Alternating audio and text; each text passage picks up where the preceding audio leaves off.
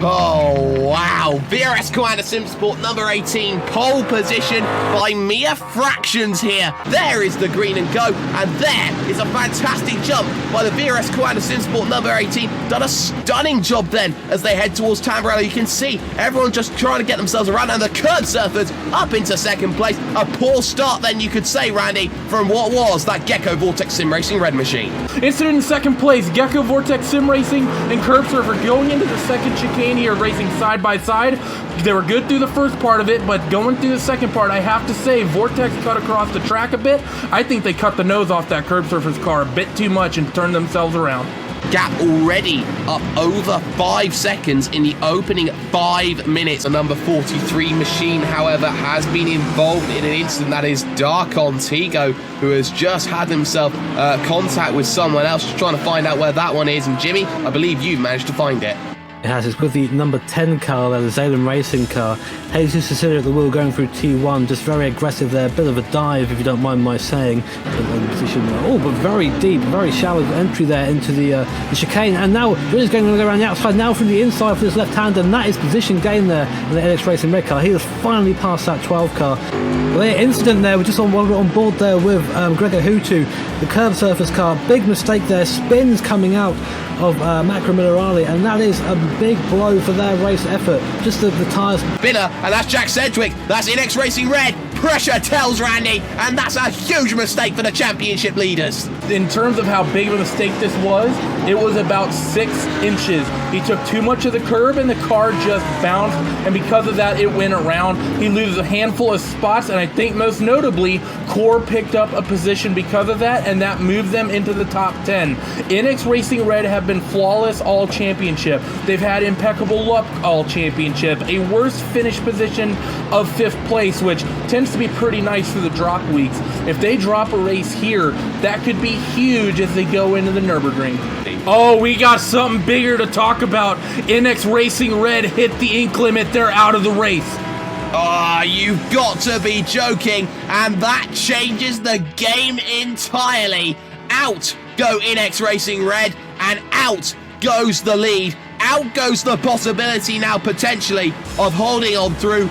No points will be scored by NX Red. This is disaster. Yeah, Alexander Voss then does the deal then in the pit stop window. They have done everything that they have needed to do, but the big question is, where's the PRT 73? They're nowhere. They're out. It's another poor day for Pure right now, but they still have a car in 4th. NX Racing Yellow, they're 5th. Out of all of this, out of all of that, and we haven't talked about them at all here, Randy, but their championship, it's still alive, heading to the final round. PJ Sturgis behind the wheel.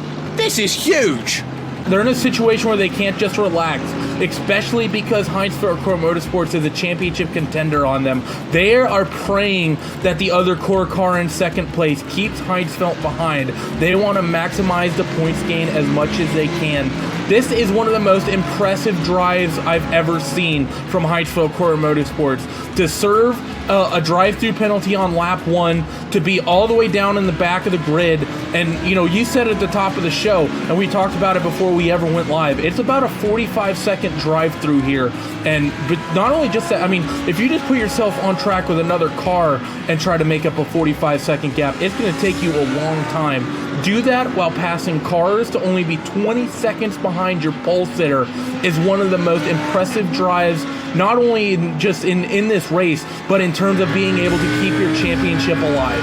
Look at the last 3 laps we just seen from Alexander Voss. 141.4, 141.4, 141.4. Look at that gap come down though. It is down to 4.5 seconds to Santeri Kalunki, who's done a 142.2. That's 0.8 of a second that last lap, Jimmy. It's closing up now, closing the gap. Temps turned into hundredths, turned into thousands. We go alongside the BMW. There you go. This is a battle for second position. Husky Valvoid coming up the inside. Alexander Voss is done early and before the corner there, that straight line speed really coming into effect, and Husken Valcourt from their penalty at the start of the race, from nearly a minute down, come back and are now in second position. Outstanding work.